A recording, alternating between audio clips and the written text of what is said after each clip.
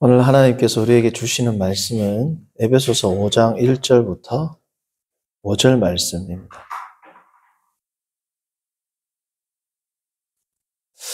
에베소서 5장 1절부터 5절 말씀입니다.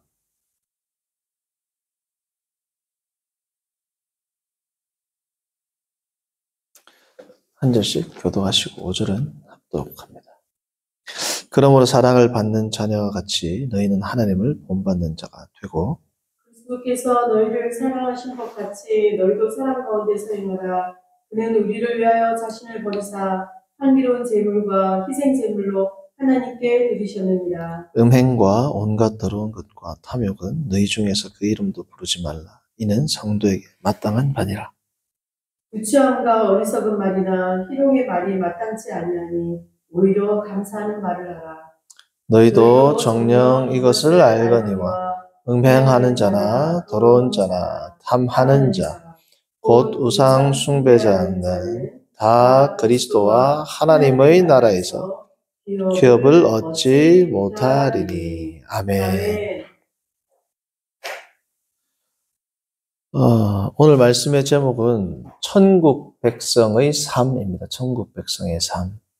그것을 좀 더 풀면 천국 백성은 어떠한 삶을 살아야 하는가? 천국 백성의 삶에 대해서 우리가 살펴보겠습니다.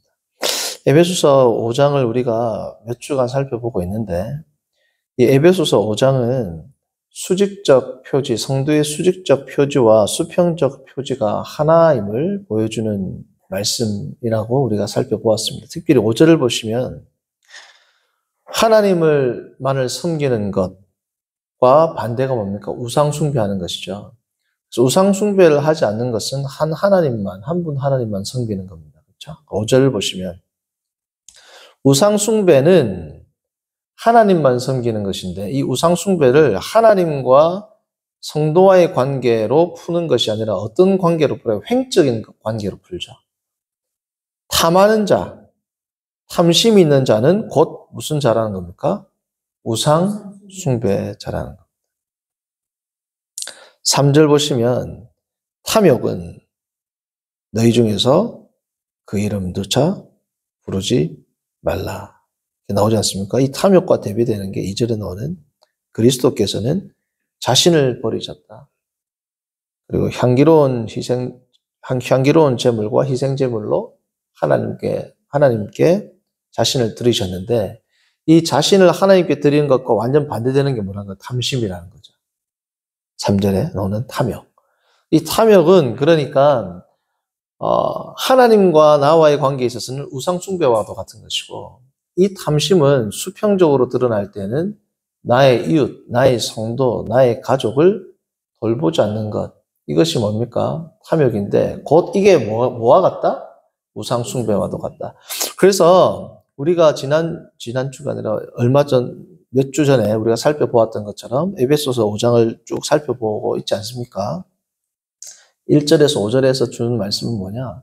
성도의 표지는 수직적 표지와 수평적 표지로 구별되지만 결코 구분될 수 없다. 이 두 가지는 하나의 영적인 흐름을 가지고 있다. 하나님만을 사랑하는 자는 이웃에게 탐욕을 가질 수 없다.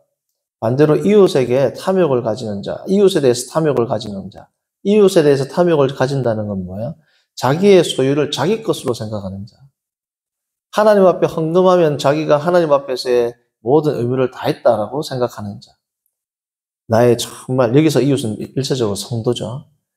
성도의 어려움과 힘든 것을 알고도 지나치고 묵과하는 자들은 결국은 이게 다 뭐다? 탐욕에 쩌들어 있는 자들이고 탐욕 가운데 있는 자들은 그가 입술로는 하나님을 시인하지만 행위로는 어떤 자들이다?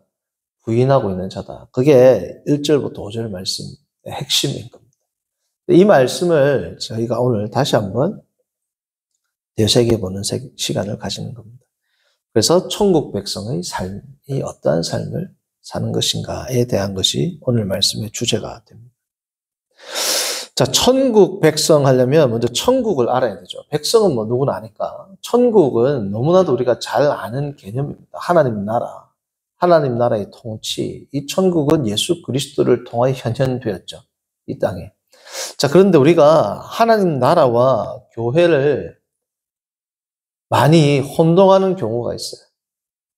하나님 나라와 교회는 같은 개념이 아니죠. 자, 어떻게 우리가 혼동을 많이 하느냐? 마태복음 13장, 대표적으로 마태복음 13장은 무슨 장입니까? 천국 비유의 장이지 않습니까? 어떤 학자는 전체 신구약 성경의 비유, 그러니까 천국 비유도 마태복음과 예를 들면 병행 본문들이 누가복음에도 나오고 마태복음에 이 병행 본문들이 나오죠. 같은 비유가 복음서에 여러 번 나오지 않습니까? 그런 걸 빼고 하나씩 하면 약 40개 정도 된다 그래요. 신구약 성경에. 자, 그 중에서 특별히 예수님이 하신 비유가 가장 비유를 많이 쓴 분이 누구다? 신구약 성경의 화자 가운데 예수님이시죠. 자, 13장을 한번 볼까요? 마태복음.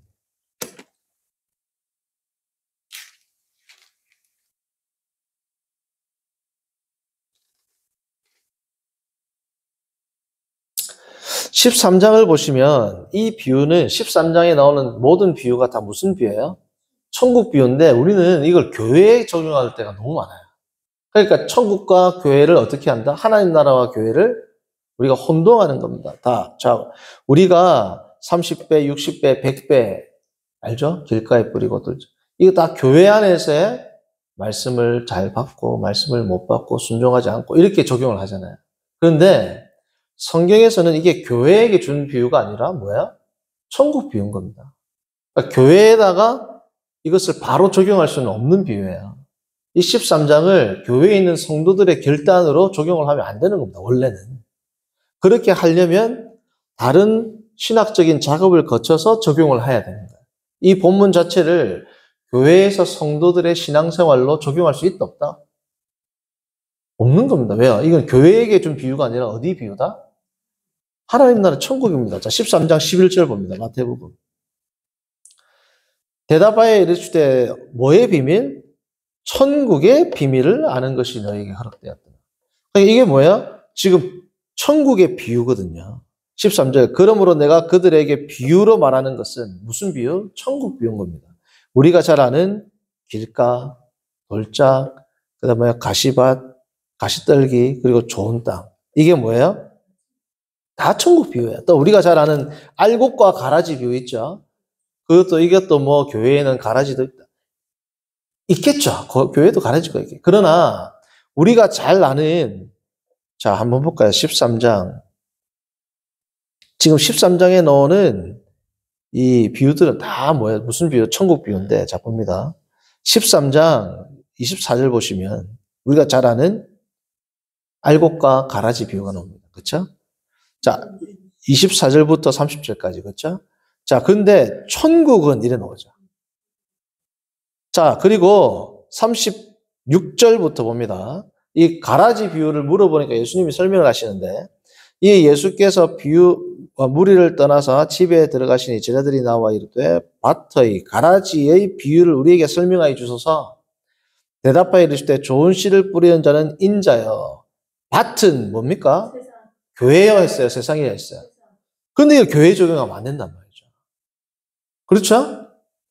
교회에 적용할 수도 있지만 그때는 중간 단계를 거쳐야 됩니다. 지금 오늘 이 천국 비유가 교회에서는 어떤 식으로 적용되는지를 우리가 주의하고 설명하고 설교하고 해석하고 난 이후에 교회는 이런 식으로 적용해야 됩니다. 라고 해야 되지. 이 비유를 교회 비유로 바로 적용하면 된다, 안 된다? 안 된단 말이죠.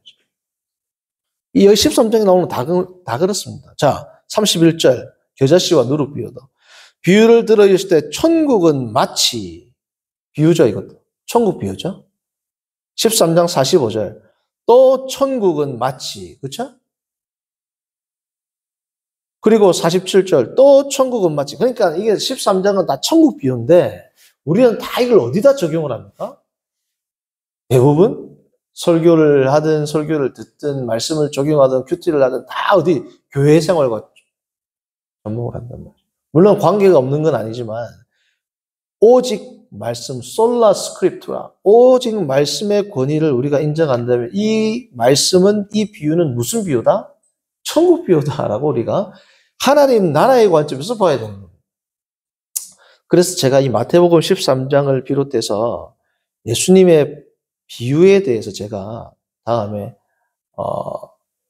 준비를 해서 성도님들과 함께 설교 시간을 긴 몇 개월, 수개월 이상을 쭉 이 비유에 대해서 한번 뭐 주일 설교가 되든 뭐 새벽 설교가 되든 모르겠지만 어쨌든 이 비유를 다룰 거예요.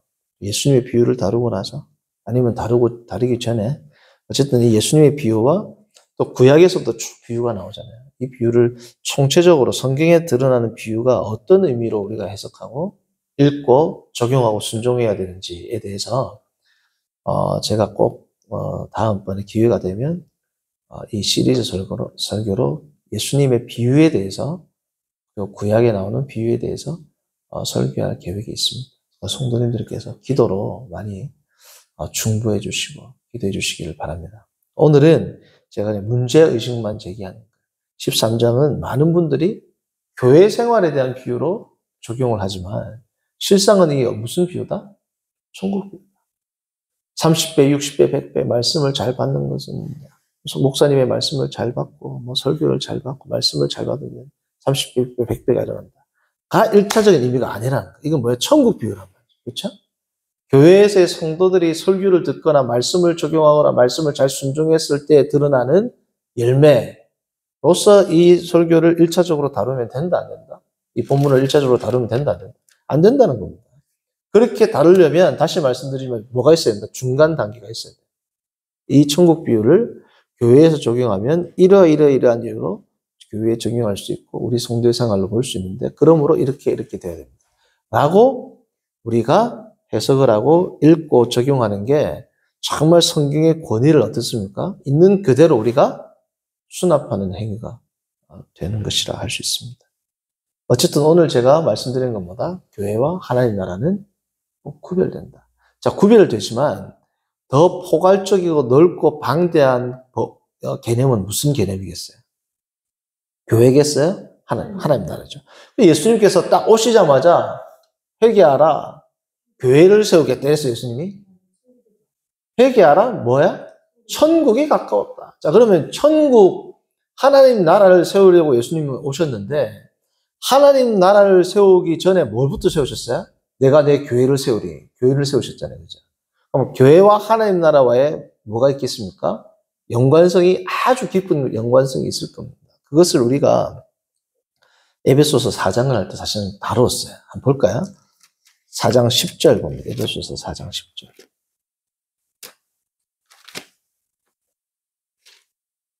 10절부터 12절 보시면 이걸 할 때 우리가 이걸 한번 다루었습니다.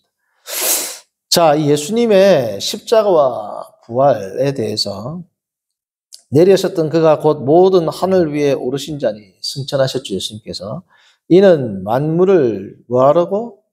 자, 예수님께서 만물을 충만하게 하기 위해서 뭘 세우셨다? 11절. 그가 어떤 사람은 뭐예요?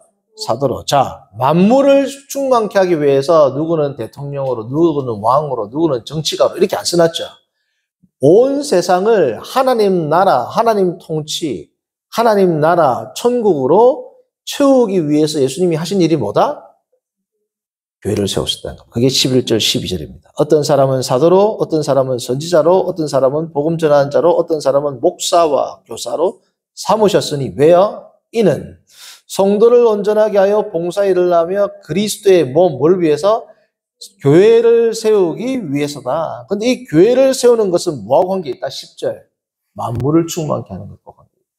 그러니까 온 세상을 하나님의 통치로 편만케 하기 위해서 하나님께서 사용하시는 가장 강력한 수단이 뭐다? 교회다. 그래서 교회는 하나님 나라, 하나님 백성을 삼으시는 하나님의 삼위일체 하나님의 구원운동이라고 우리가 표현할 수 있고, 혹은 구원운동이라는 말이 좀 생소하다면 하나님 나라의 백성들의 모임, 이것이 뭐예요? 교회죠. 하나님 나라는 뭐예요? 하나님의 나라의 통치가 하나님의 백성에 국한된 게 아니라 온 열방뿐에 온 우주와 온 피조계와 온 세상에 하나님의 통치가 온전히 임하는 것. 이게 뭐예요? 하나님 나라. 하나님의 통치가 온전히 실현되는 것. 이게 뭡니까? 하나님 나라. 그래서 하나님 나라를 세우기 위한 하나님의 가장 강력한 수단 가운데 하나가 뭐다? 교회. 그러니까 하나님 나라는 예를 들어서 천사들도 동원을 하시겠죠. 하나님께서. 우리의 눈에 보이지 않지만. 그리고 수많은 자연법과 자연의 법칙들, 그리고 하나님께서 운행하시는 이 삼라만상을 통해서도 하나님 나라를 뭐예요? 이루어 가신단 말이죠. 그러나 이 하나님 나라를 이루어 갈 때 이성을 가진 피조물 가운데 특별히 인간을 통해서 이루어 가실 때 그것을 뭐라고 한다? 교회라고 한다. 그래서 교회와 하나님 나라는 구별되고 하나님 나라가 훨씬 더 포괄적인 개념이다 라는 것을 우리가 알 수 있는. 자, 그래서 이 천국 백성의 삶의 특징, 오늘 말씀의 제목이 천국 백성 혹은 하나님 나라의 백성의 삶이잖아요.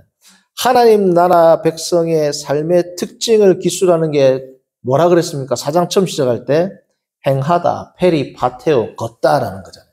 3장까지가 교리면 4장부터는 적용입니다. 그렇죠? 자, 너희가 3장까지 삼위일체 하나님에 대해서 너희가 이렇게 확고히 안다라면 하나님 나라 백성으로서 너희가 해야 할 가장 중요한 것은 뭐다? 4장 1절 부르심을 받은 일에 합당하게 뭐야? 행하다. 행하다는 뭐예요? 이거 히브리적 원래 표현이죠. 할락.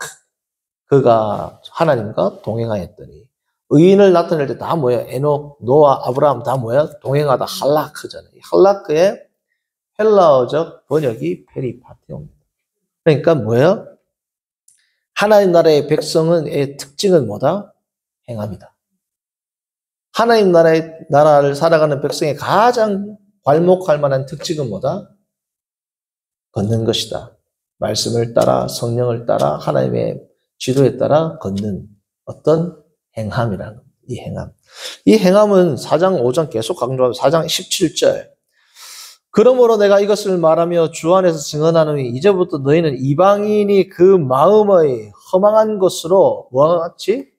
행함같이 걷는 것처럼 걷지 마라. 이방인들이 걸어가는 것처럼 걷지 마라. 그래서 시편 1편에 뭐라고 되어 있습니까? 걷는 것으로 나오잖아요. 의인은 복 있는 자는 뭐예요? 악이 쫓지 아니하고 서지 아니하고 오만한 자리에 앉지 않고. 다음에 이 걷는 것과 행동과 관계가 있지 않습니까? 5장을 보면 오늘 우리가 읽었던 그리스도께서 너희를 사랑하신 것 같이 너희도 사랑 가운데서 뭐예요? 행하라. 5장 2절 걸어라. 5장 8절 너희가 전에는 어둠이더니 이제는 주 안에서 빛이라. 빛의 자녀들처럼 뭐예요? 행하라. 자, 지금 4장부터 계속 강조되는 게 뭐예요? 믿음에 합당한 행함인 겁니다. 자, 3장까지는 뭘 강조한 겁니까? 믿음을 강조한 거예요. 한 단어로 표현하자면 믿음. 4장부터는 뭐예요? 행함. 3장까지는 믿음. 4장부터는 뭐예요? 순종인 겁니다. 그러니까 믿음과 순종은 이거 뭐예요? 떨어질 수가 있다 없다? 없다. 같이 붙어 있다는 겁니다. 자, 그래서 이 행함의 특징이 뭐냐? 3절 보시면 성도가 그리스도의 말씀을 따라 그리스도와 함께 행하는 것은 이것은 본성이다. 너무 자연스러운 본성이다. 그 3절 나옵니다. 음행과 온갖 더러운 것과 탐욕은 너희 중에서 그 이름도 부르지 말라. 이는 성도에게 뭐예요? 마땅한 바니라. 성도에게는 자연스러운 거다. 성도의 본성이다. 성도의 원래 모습이다. 이 뜻입니다. 그러니까 뭐예요? 하나님의 백성은 거룩하게 행하는 것, 성결하게 행하는 것, 하나님의 말씀대로 행하는 것이 뭐예요? 마땅하고 극히 자연스러운 것이다. 그게 하나님 나라 백성의 삶의 특징이라는 겁니다. 그럼 그 특징은 두 가지로 기술이 돼요. 첫 번째, 윤리적인 겁니다. 윤리적. 3절부터 볼까요? 음행과 온갖 더러운 것과 탐욕은 너희 중에서 그 이름도 부르지 말라. 이는 성도에게 마땅한 말이라. 누추함과 어리석은 말이나 희롱이나 마땅치 아니한 말이나 마땅치 아니하니 오히려 감사하는 말을 하라. 너희도 정녕 이것을 알거니와 음행하는 자나 더러운 자나 탐하는 자 곧 우상 숭배자는 다 그리스도와 하나님의 나라의 기업을 얻지 못. 자, 3절부터 5절까지는 다 윤리적인 내용이 나오죠. 그래서 하나님 나라 백성의 삶의 특징은 거룩한 윤리적인 특징이 있다. 두 번째는 뭐냐면 지성적 특징도 있습니다. 지성적으로는 어떤 특징이 있느냐? 3절부터 5절까지는 윤리적으로 거룩한 삶을 산다. 6절, 지적으로는 거룩한 지식을 추구한다. 행함은 거룩한 행함을 추구하고 지성은 무슨 지식? 거룩한 지식을 추구한다가 6절입니다. 누구든지 헛된 말로 너희를 뭐하지 말라? 속이지 못하게 하라. 헛된 지식에 속지 말라라는 겁니다. 그래서 하나님 나라 백성의 삶의 큰 특징 첫 번째는 윤리적 행함. 두 번째는 뭐예요? 지성적으로 헛된 가르침에 속지 말라. 그걸 적극적으로 표현하면 뭐예요? 거룩한 가르침을 쫓아 살아라는 거예요. 그러니까 윤리적인 측면과 뭐야? 지적인 측면이 동시에 있다라는 겁니다. 지, 정, 의가 다 포함된다라는 거죠. 자, 그러면 왜 속을까요? 6절. 누구든지 헛된 말로 너희를 속이지 못하게 하라. 자, 속으면 어떻게 돼요? 3, 4, 5절 다 한단 말이죠. 속게 돼요. 그러니까 3, 4, 5절에 대한 결론으로 뭐예요? 너희가 속지 말아라는 거예요. 헛된 가르침에. 헛된 가르침에 속으면 아유 음행해도 되지. 탐욕을 가져도 되지. 내 돈은 내 건데 왜 내 마음대로 못 써? 이런 거에 뭐예요? 속지 말라는 거예요. 왜 속을까요? 본문에 나옵니다. 두 개입니다. 윤리적으로 자, 하나님 나라 백성의 삶의 특징은 뭐예요? 윤리적인 특징이 있고 지적인 특징이 있죠. 속는 이유도 두 개입니다. 윤리적으로 뭐예요? 거룩하게 안 살기 때문에 속는 거야. 두 번째는 뭐예요? 지적으로 하나님 나라에 대한 잘못된 지식에 근거한단 말이에요. 이 두 개는 붙어 있는 겁니다. 성도님들의 신앙생활은 생명에 대한 지식이기 때문에 지식과 삶이 붙어 있을까요? 안 붙어 있을까요? 붙어 있어요. 자, 생명과 관계된 지식은 다 우리의 활동, 행동을 변화시키고 행동을 촉구합니다. 자, 내가 암에 걸렸어요. 죽을 수도 있어요. 병원에서 항암 치료를 받아야 됩니다. 와야 됩니다. 맨날 몇 시에 와야 됩니다. 그 말을 따라서 순종해야 안 해요. 왜요? 내 생명과 관계가 있단 말이죠. 농약 써놨어요. 아무리 목말라도 먹어야 안 먹어요. 뭐와 관계가 있기 때문에? 이 지식은 생명과 관계가 있기 때문에 그렇습니다. 그러니까 생명과 관계된 지식은 우리의 삶과 붙어 있단 말이죠, 이거는. 자, 그러면 우리가 속는 이유는 첫 번째는 잘못된 지식에 대한 겁니다. 하나님 나라에 대해서. 천국에 대한 잘못된 지식에 근거하는 겁니다. 예를 들어서 우리가 성경을 잘못 알아요. 이단들처럼 말씀을 잘못 이해해요. 당연히 뭐예요? 어떻게 나가요? 잘못된 윤리로 나가죠. 두 번째는 또 반대로 거룩한 삶을 살지 않으니까 참된 지식이 들어와도 내가 받아들여야 안 받아들여요. 자, 예를 들어서 너무 도박이 찌들어 있어요. 아니면 탐욕이 있어요. 탐욕이 많은 사람들이 막 돈에 벌벌벌 뜨는 사람한테 전도하면서 하나님을 믿으시면 이제부터 헌금 생활을 하시고 소득의 11조를 내야 되고 믿어야 합니다. 돈 아까워서 못 믿는단 말이에요. 그래서 교회를 못 다닌단 말이에요. 그렇죠? 그러니까 거룩한 삶을 살지 않고 세상적인 음행과 탐욕과 누추하고 비루한 삶에 젖어 있고 그 삶을 사랑하니까 참다운 지식이 들어오면 이 지식은 나의 뭘 촉구하는데 행동을 촉구하기 때문에 이 행동을 내가 바꿀 의향이 있다 없다? 없어요. 그러므로 참된 믿음에 나아갈 수 있습니까? 없습니까? 그러므로 쏟고 산단 말이에요. 그러니까 쏟는 이유는 지적으로 우리가 참된 교리적 가르침을 받지 못했을 수도 있고 두 번째는 뭐예요? 내 마음 가운데 여전히 세상적인 삶을 살기 때문에 거룩한 지식을 내가 어떻게 적극적으로 거부하는 그러한 현상이 드러납니다. 그래서 속는 이유는 두 가지랍니다. 하나님 나라의 백성의 특징도 윤리적인 것과 지성적인 것이고 성도들이 속는 것도 뭐 때문이다? 윤리적인 것과 지성적인 이유로 인함이라는 겁니다. 자, 그러면 이 하나님 나라는 아까도 말씀드렸다시피 예수님이 이 땅에 오신 가장 중요한 목적입니다. 이걸 위해서 교회를 세우셨고, 이걸 위해서 예수님이 지상사역을 하셨고, 이걸 위해서 십자가에 돌아가셨고 부활하셨단 말이에요. 회개하라, 뭐가? 천국이 가까워요.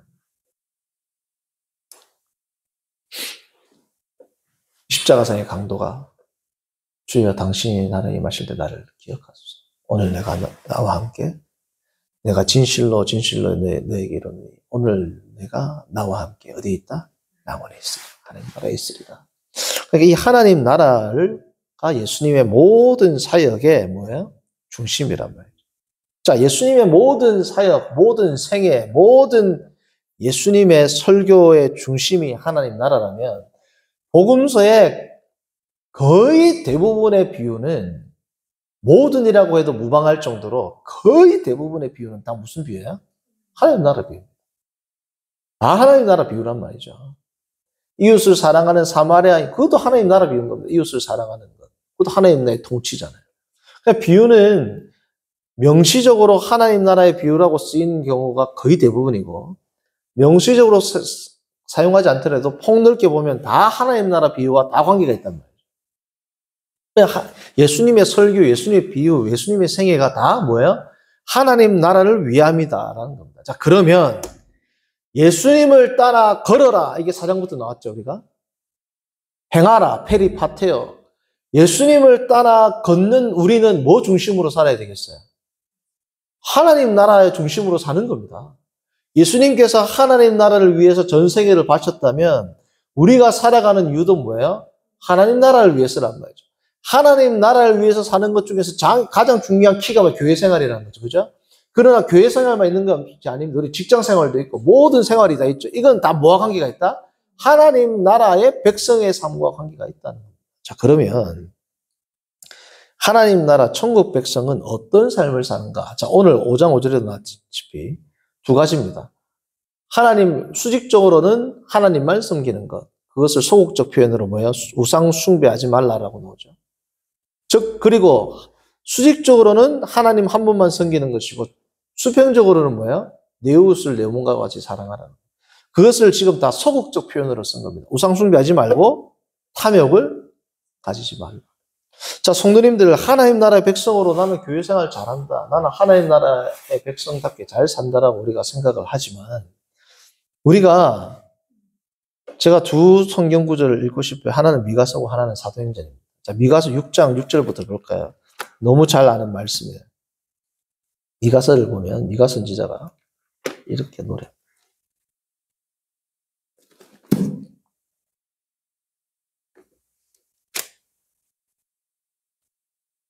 6장 6절. 자, 6장 6절과 7절은 하나님께 대한 예배인 겁니다. 수직적 지금 표지를 이야기하는 거죠. 자, 봅니다. 내가 무엇을 가지고 여호와 앞에 나아가며 높으신 하나님께 경배할까? 하나님께 예배하는 거죠. 수직적 관계. 내가 번제물로 1년 된 송아지를 가지고 그 앞에 나아갈까? 여호와께서 천천의 순양이나 만만의 강물 같은 기름을 기뻐하실까? 내 허물을 위해 내 맏아들을 내 영혼의 죄로 말미암아 내 몸의 열매를 드릴까?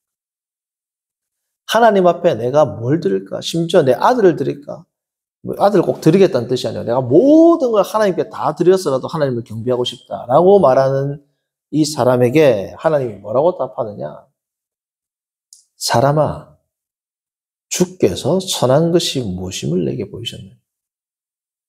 6절, 7절과 연관을 시키면 진짜 하나님을 예배하는 것이 무엇인지 너한테 보이셨나니 하나님께 너의 모든 것을 드리는 것이 무엇인지 너에게 보이셨나니 그게 뭐다? 여호와께서 내게 구하시는 것은 수평적인 겁니다. 오직 정의를 행하고 또 수평적인 게 뭡니까? 인자를 사랑하고 겸손하게 내 하나님과 함께 뭐야? 페리파테오 할락하는 것. 인자를 사랑한다. 우리 살펴봤습니다. 이게 뭐예요? 헤세드가 이게 나오거든요. 정말 이웃을 향한 뭐예요? 자비로운 사랑을 나타내는 것이 네가 예배하는 삶이다. 그러니까 수직적으로 하나님께 예배하는 것이 중요하지 않다. 이것을 말하는 게 아니라 그것에 천착해가지고 그것만 하면은 하나님께 내가 모든 예배가 드렸다라고 착각하지 마라. 그 삶을 사는 자들은 필연적으로 어떻게 나타난다? 수평적으로 인자를 사랑하고 정의를 사랑하고 하나님과 동행하면서 너의 이웃을 돌보는 삶이다라는 거예요. 그게 누구의 특징이다? 천국 백성의 특징입니다. 성도님들, 기독교가 아니라도 다른 모든 종교에도 종교적 생활에 심취하고 살아가야. 그럼 기독교와 그들의 다른 점은 뭐예요? 다 종교 생활 살아가면 심취합니다. 뭐 다른 신을 불러서 그렇지. 그러나 우리 기독교와 그들과의 가장 큰 차이는 뭐다? 부르는 대상만의 차이가 아니라 삶의 양태가 뭐예요? 다른 거야. 기독교가 아닌 다른 모든 종교는 그들이 섬기는 신이나 종교적인 의식만을 하면 그가 해야 할 의무가 끝나는 겁니다. 그러나 기독교 혹은 가톨릭 뭐 이런 어쨌든 하나님의 계시된 성경을 토대로 믿는 신앙은 뭐예요? 수평적 관계가 수직적 관계만큼이나 강조가 되고 있죠. 그러니까 성도님들, 내가 교회 생활을 할 때 물론 교회가 천국과는 다르다고 했지만 성도들이 하나님의 나라를 세워나갈 때 가장 강력하게 하나님이 사용하시는 게 뭐다? 교회라고 말씀드렸지 않습니까? 자, 그러면 내가 교회 생활만을 잘하면 하나님 나라와의 관계가 끝났다 생각하면 안 됩니다. 특별히 교회 생활 가운데서도 내가 예배 생활, 예전적인 생활, 새벽기도 나오고, 뭐 수예배 나오고, 주일하고, 뭐 헌금하고, 성경금하고, 감사헌금하고. 그러면 내가 성도로서의 내가 생활을 잘하고 있다라고 뭐 어떻게 하지 마라? 착각하지 마라. 그게 성도들이 가지고 있는 제일 큰 착각이란 말이에요. 사도행전 2장을 볼까요? 42절.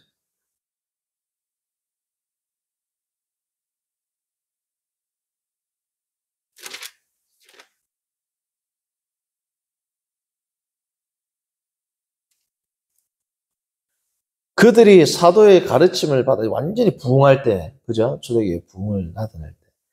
그들이 사도의 가르침을 받아 서로 교제하고 떡을 떼며 오로지 뭐하기를 힘쓰니라? 자, 사도의 가르침을 받아 서로 교제한다. 이 교제가 뭐냐면 코이노니아입니다. 수평적인 코이노니아. 근데 이 코이노니아와 같은 어원의 단어가 바로 44절에 나와요. 가르침을 받아 서로 교제한다는 것은 무슨 뜻이냐? 44절. 믿는 사람이 다 함께해서 모든 물건을 서로 뭐하고? 코이노스입니다. 같은 단어란 말이죠. 코이노스는 뭐냐면 통용하다가 뭐예요? 모든 물건을 뭐예요? 공유한다. 니 거 내 거 없단 말이에요. 이게 뭐예요? 교회가 폭발적인 부흥을 해갈 때 성도들의 모습입니다. 그러니까 사도의 가르침을 받고 42절 보면 말씀과 기도와 성찬이 매일 일어날 뿐 아니라 어떻게 된다? 각자의 소유를 아끼지 않고 필요한 자들에게 다 어떻게 한다? 나누어주고 도와준다. 그게 뭐예요? 부흥하는 초대교회, 사도행전 교회의 가장 중요한 특징이었다라. 성도님들, 교회가 예전적인 예배만을 강조한다면 일반적인 다른 종교와 다를 바가 뭐가 있겠어요? 성도님들, 세상에서 사회에서 교회가 사람들로부터 지탄을 받는 이유가 주일 성수를 성도들이 안 해서 그럴까요? 예배를 안 드려서 그럴까요? 새벽 기도를 안 드려서 사회로부터 지탄을 받습니까? 성도들이 사회로부터 지탄을 받는 이유는 딱 하나입니다. 예배를 잘 못 드리는지 그들은 관심이 없어요. 성도들이 교회가 세상에서 빛과 소금의 역할을 감당을 해야 못해. 빛과 소금의 역할을 다시 말씀드리면 수평적인 표지를 전혀 드러내고 있지 않기 때문에 교회의 영향력이 어떻습니까? 줄어들고 있습니다. 자, 그럼 반대로가 아니라 이러한 관점에서 생각한다면 성도와 교회에서 예전적 예배만을 충실히 한다고 해서 내가 하나님의 영광을 드러낸다라고 생각하고 착각하시면 안 된단 말이죠. 그렇죠? 수평적으로 교회에서 뭡니까? 정말 도움이 필요하고 어려운 자들을 돌보는 것이 중요합니다. 백날 이렇게 말해도 성도님들 교회에서 실제로 어려운 자가 오면 잘 봐야 합니다. 새 가족이 와도 저 사람은 의사라더라. 저 사람은 뭐 집안이 어떻다더라. 돈을 번다더라. 그러면 벌써 대접이 달라야 안 달라요? 대접이 다르단 말이죠. 맨날 강단에서는 힘들고 어려운 자들을 돌봐야 됩니다. 아멘 해놓고 실제로는 그 사람들 무시한다. 인사도 잘 받아주지도 않아. 좀 있고 좀 영향력 있는 사람들한테는 막 가가지고. 그게 뭐예요? 반그리스도인이죠. 안티크리스찬이에요, 그게. 하나님을 예배하고 예수님을 예배하는데 예수님 말씀과 반대로 살면 반그리스도인이잖아요. 반기독교인. 안티크리스찬, 새벽기도 나오는 안티크리스찬이에요. 주일 성수하는 안티크리스찬. 헌금하는 안티크리스찬. 직분 가지고 있는 안티크리스찬이에요. 그렇게 살면. 어렵고 힘든 자들을 돌보고 가난하고 소외된 자들을 돌보고 맨날 말로 하면 뭐하냐, 말을 하면. 실제로 힘들고 어려운 사람들 오면 교회에서 별 신경도 안 씁니다. 인사는 하죠. 다르잖아요. 하는 게 벌써. 다른 게 느껴져요? 안 느껴요? 성도님들 느끼잖아요. 우리 솔직한 심정으로. 그렇게 하면 안 된다라는데 왜 하냐고요. 그게 뭡니까? 천국 백성의 삶이 아닙니다. 성도님, 저는 부교육자로 오래 있었어요. 그죠? 부교육자로 오래 있으면서 제가 부교육자로서의 애환이 많이 있잖아요.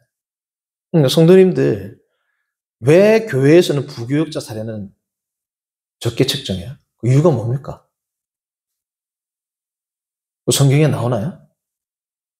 담임 목사님은 훨씬 많이 주고 부교육자는 왜 힘들게 사역을 하도록 부교육자는 다 힘들어. 왜 그렇게 하시냐고.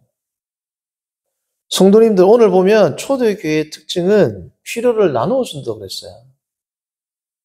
시골교회는 전임 사역자가 170, 성도님들 170을 한번 살아보실래요? 한 달 동안? 180, 170, 180, 애 2-3명 키우고, 예를 들어서 애 키우면서 180 갖고 한번 살아보세요. 되는지. 까마귀가 먹여주시겠지. 까마귀 날라오는 점 기도해보세요. 날라오는지. 근데 왜 부교육자한테는 그걸 요구하세요? 왜? 저는 뭐가 부교육자 생활하면서도 참 이게 답답했냐면, 자, 성도님들, 우리 집에 어머니, 아버지를 안 돌보는 사람들이 있어요. 디모데전서에도 이야기합니다. 바울이 디모데에게 5장에. 자기 가족을 돌보지 않는 자는 믿음을 배반한 자야. 누구보다 더 악하다? 불신자보다 악하다. 자기 집안에 부모님도 안 돌보는 사람이 교회에 와가지고 헌금 많이 하는 사람 있어요? 없어요? 자기 엄마, 아빠는 지금 굶어 죽는 것까지는 아니지만 어머니, 아버지는 너무 힘들게 살아요.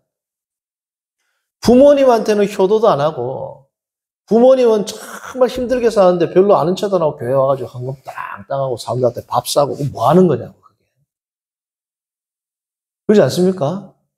예를 들어서 어떤 사람이 집에서 자기네들한테는 막 폭행을 하고 폭언을 하고 와이프한테는 폭행하고 폭언하고 나가서는 그렇게 선한 사람이 없어.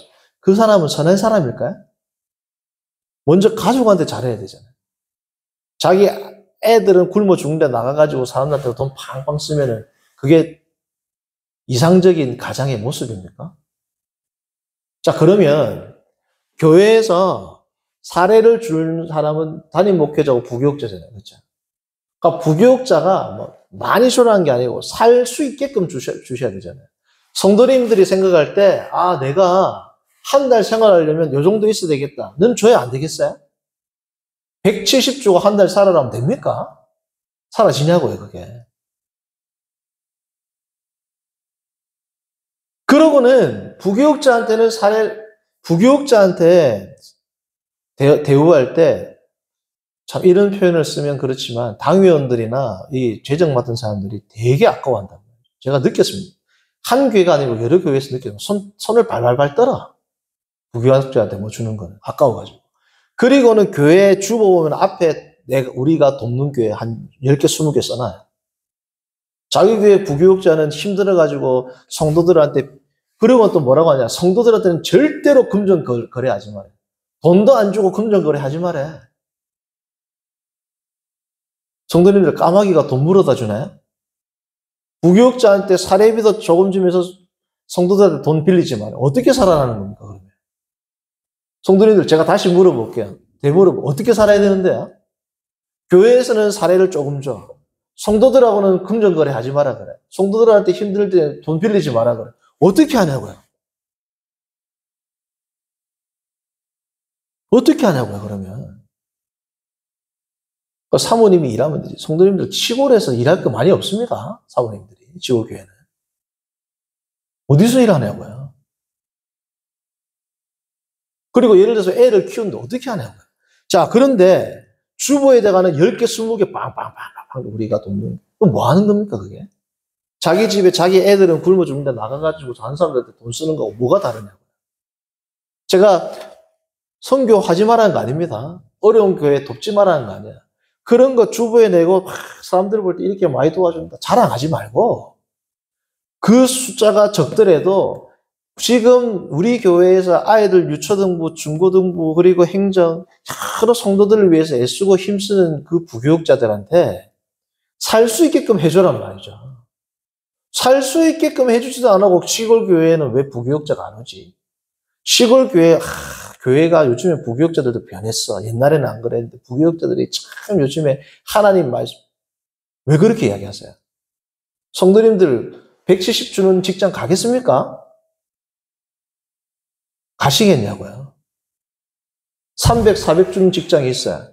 170 주는 직장이 있어요. 애들은 아빠만 쳐다보고 있어요. 애들도 먹여야 돼요. 교육자는 가장 아닙니까? 부교육자는 가장 아니냐고요. 사례비도 조금 줘. 2, 3년 있으면 보내. 와가지고 애들 키우면 보장을 해줘야 되잖아요. 2, 3년 되면 무조건 바꾼단 말이죠. 어느 교회는. 그냥 사이클 돌리듯이 바꾼단 말이죠. 왜? 부교육자들이 성도들이랑 친하면 안 된다. 이런 생각. 부교육자들이 성도들하고 친하게 하기 위해서 2, 3년 되면 그냥 바꾼다는 거예요. 애들 학교도 와가지고 다 하고 왔는데 맨날 전화 가야 돼. 사례비는 안 줘. 일을 할 거는 없어. 성도들하고는 금전 관계하지 마라 그래. 그런 텃밭을 만들어 놓고 왜 부교육자가 안 오지? 답답한 노릇이죠. 아닙니까, 성도님들? 부교육자가 일할 수 있는 토양을 만들어 놓고 해야지. 저는 지금 부교육자가 아니라서 이야기하는 겁니다. 제가 부교육자 생활 쭉 하면서 제가 생각을 했던 거란 말이죠. 왜냐하면 제가 서울에 있는 교회도 있었지만 제가 시골 교회를 제가 많이 다녔거든요. 서울 교회는 살 수 있게끔 해줍니다. 살 수 있게끔 해주고, 그리고 뭐 안 돼도 사모님 일할 수 있는 것도 많고. 담임 목사님은 다 살게 뭐 집에 들어가는 것부터 해가지고 주유비부터 해가지고 뭐 다 내준단 말이에요. 자녀들 학자금까지. 부교육자는 사례 딱 주고 뭐 주려고 하면 덜덜덜 떨어요. 그러니까 성도님들이 어떻게 해요? 성도님들이 안 됐다 해가지고 뭐 가져다 드리고. 가져다 주는 건 좋죠. 그런데 안 가져다 줘도 살 수 있게끔 해달란 말이에요. 제발. 제발 좀. 제 아내가 좀 이제 그만해라고 하는데 왜냐하면 마음이 제가 부교육자 생활을 하면서 너무 이 부주의한 걸 제가 많이 봤습니다. 그런데 제가 부교육자일 때는 말 못하죠. 제 문제니까. 지금 제가 제3자입니다. 그렇죠? 제3자라고요. 그래서 저는 제가 나중에라도 교회가 성장해서 부교육자면 전 절대 그렇게 안 할 거예요. 살게 해줄 겁니다. 살게도 안 해주고 뭐 어떻게 하는 말이에요. 그 부교육자들을. 그리고는 시골교회 뭐 안 온다. 시골교회라서 안 온다. 요즘에는 부교육자들도 많이 뭐 타락했다. 그런 말씀 하지 마시고 일을 할 수 있게끔 만들어 놓으세요. 성도님들 같으면 그렇게 살겠습니까? 본인들은 그렇게 못 살 거면서 왜 부교육자한테 요구하냐고요. 천국 백성의 삶은 어떻게 되는가? 이걸 이야기하면서 이렇게 나왔지만 제가 말씀드리는 요지는 뭐냐?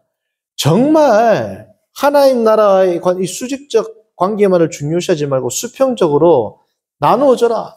교회 재정이 없으면 모르겠는데 재정이 시골교회에 다 돌아가잖아요. 시골교회에서 재정이 돌아가면 부교육자가 살게끔 해주세요. 그리고 다른 거 배치하란 말이죠.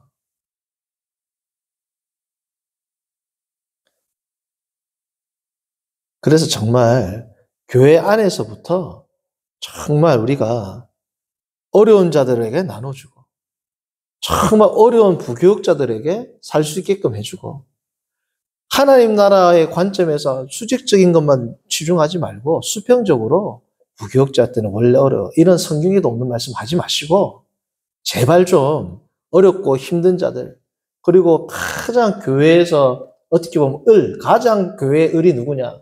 새신자 아닙니다. 부교육자입니다. 부교육자. 성도들 다 아시잖아요. 부교육자는 말실수 한번 잘못하면 나가야 돼요.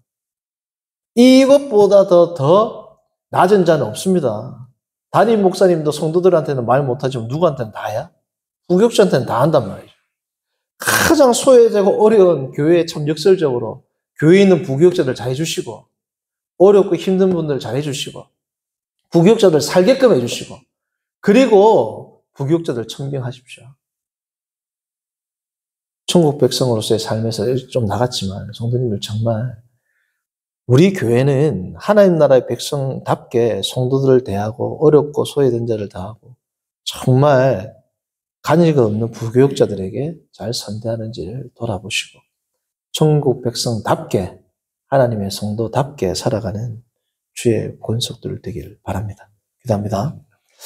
선하신 하나님 아버지, 오늘 주님 앞에 나와 천국 백성의 삶이 어떠해야 되는지를 우리가 살피게 하심을 감사합니다.